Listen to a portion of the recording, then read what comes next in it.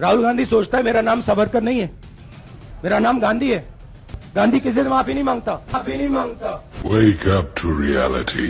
राहुल गांधी ने बड़े ही जोर शोर से ऐलान किया था कि वो माफी नहीं मांगते, बल्कि वो लड़ाई लड़ते हैं। यानी वो बताना चाहते हैं कि वो एक फाइटर स्पिरिट वाले व्यक्ति हैं। लेकिन असलियत में हो क्या रहा है? हो ये रहा है कि राहुल गांधी ने एक बार फिर आई एम सॉरी कहा है। किसे? पूरी कहानी सुनिए। साल 2018 की बात है। राहुल गांधी ने मध्य प्रदेश के झाबुआ में एक रैली के दौरान दावा किया था कि पनामा पेपर्स में शिवराज सिंह चौहान के बेटे कार्तिकेय सिंह चौहान का नाम है। जब विरोध हुआ तो उन्होंने अपनी बात को कंफ्यूजन का नतीजा बताकर उससे पल्ला झाड़ लिया। कोशिश की, लेकिन मामला कोर्ट तक पहुंच गया। कार्तिकेय सिंह ने राहुल गांधी के खिलाफ मानहानि का केस दायर किया, शिवराज सिंह के बेटे।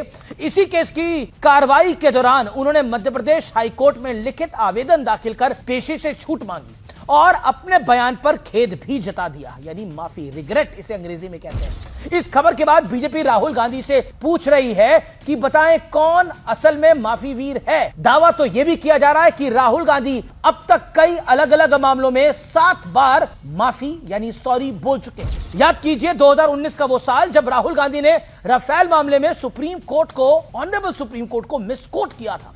तब उन्होंने सुप्रीम कोर्ट से बिना शर्त सॉरी माफी मांगनी पड़ी थी। 2014 में आरएसएस पर महात्मा गांधी की हत्या का झूठा अनर्गल आरोप लगाया। 2016 में कोर्ट में लिखित तौर पर कहा कि आरएसएस को के संस्था के तौर पर दोषी नहीं ठहराया, बल्कि उनसे जुड़े लोगों की बात की थी। 29 सितंबर और 6 अक्टूबर 2016 प्रधानमंत्री मोदी पर जवानों के का झूठा अनर्गल आरोप लगाया कर कहा कि वे आर्मी का समर्थन करते हैं, सिर्फ राजनीतिक प्रचार का विरोध कर रहे थे। यानी इस बयान पर भी डिफेंसिव हो गए। सियासत में जुबान का मोल सबसे ज्यादा होता है, नहीं तो जीवन में ही जुबान का मोल है। कहते हैं ना बड़े बुजुर्ग, तोल मोल के बोल, जुबान संभाल के। किस लिए कहते हैं? इसलिए कहते हैं कि कुछ गलत ना निकल जाए, अनर्गल ना निकल जाए। पब्लिक आप पर तभी भरोसा करेगी जब आप अपने शब्दों पर, अपनी वाणी पर, अपनी बातों पर खरा उतरेंगे, और अगर नहीं उतरेंगे तो नहीं करेगी। बार बार बैक ट्रैक कर लेना, खेद जताना, रिग्रेट जताना, अपनी बातों से पलट जाना पब्लिक में कैसा परसेप्शन बनाएगा, यह समझना और समझाना मुश्किल बिल्कुल नहीं है।